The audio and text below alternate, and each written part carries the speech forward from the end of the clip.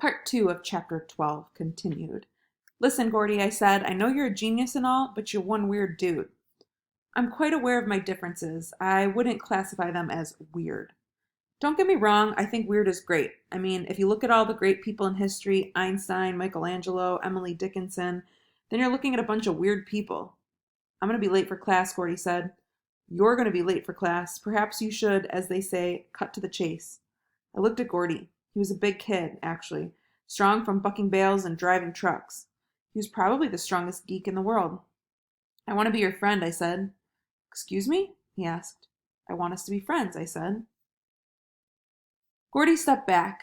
I assure you, he said, I am not a homosexual. Oh, no, I said, I don't want to be friends that way. I just meant regular friends. I mean, you and I, we have a lot in common. Gordy studied me now. I was an Indian kid from the reservation. I was lonely and sad and isolated and terrified, just like Gordy. And so we did become friends. Not the best of friends, not like Rowdy and me. We didn't share secrets or dreams. No, we studied together. Gordy taught me how to study. Best of all, he taught me how to read. Listen, he said one afternoon in the library, you have to read a book 3 times before you know it. The first time you read it for the story, the plot, the movement from scene to scene that gives the book its momentum, its rhythm. It's like riding a raft down a river. You're just paying attention to the currents. Do you understand that? Not at all, I said. Yes, you do, he said.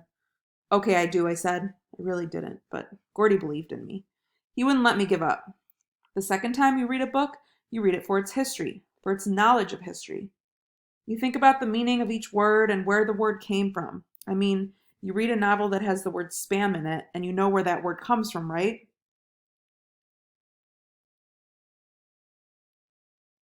Spam is junk email, I said. Yes, that's what it is, but who invented the word? Who first used it? And how has the meaning of the word changed since it was first used? I don't know, I said. Well, you have to look all that up. If you don't treat each word that seriously, then you're not treating the novel seriously. Thought about my sister in Montana. Maybe romance novels were absolutely serious business. My sister certainly, I thought they were. I suddenly understood that if every moment of a book should be taken seriously, then every moment of a life should be taken seriously as well. I draw cartoons, I said. What's your point? Gordy said. I take them seriously. I use them to understand the world. I use them to make fun of the world, to make fun of people. And sometimes I draw people because they're my friends and family and I want to honor them. So you take your cartoons as seriously as you take books? Yeah, I do, I said. It's kind of pathetic, isn't it? No, not at all, Gordy said. If you're good at it and you love it and it helps you navigate the river of the world, then it can't be wrong. Wow, this dude was a poet.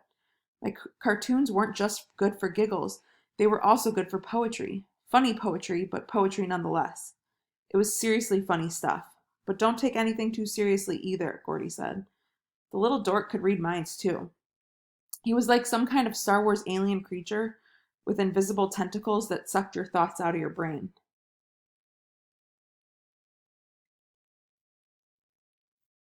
You read a book for the story, for each of its words, Gordy said, and you draw your cartoons for the story, for each of the words and images. And yeah, you need to take that seriously, but you should also read and draw because really good books and cartoons give you a boner. I was shocked. You should get a boner. You have to get a boner, Gordy shouted. Come on. We ran into the Reardon High School library. Look at all these books, he said. There aren't that many, I said. It was a small library in a small high school in a small town. There are 3,412 books here, Gordy said. I know that because I counted them. Okay, now you're officially a freak, I said. Yes, it's a small library. It's a tiny one. But if you read one of these books a day, it would still take you almost 10 years to finish. What's your point? The world, even the smallest parts of it, is filled with things you don't know. Wow, that was a huge idea. Any town, even one as small as Reardon, has a place of mystery, and that meant that, well, Pinnet, that smaller Indian town, was also a place of mystery. Okay, so it's like each of these books is a mystery. Everything I look at is a mystery. And if you read all the books ever written, it's like you've read one giant mystery. And no matter how much you learn, you just keep on learning. There's so much more you need to learn. Yes, Gordy said.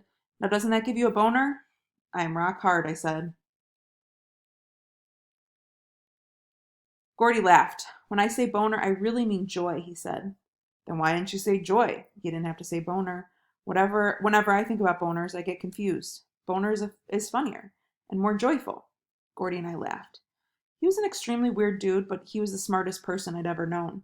He would always be the smartest person I'd ever known, and he certainly helped me through school. He not only tutored me and challenged me, but he made me realize that hard work, that the act of finishing, of completing, of accomplishing a task is joyous. In Wellpennant, I was a freak because I loved books. In Reardon, I was a joyous freak.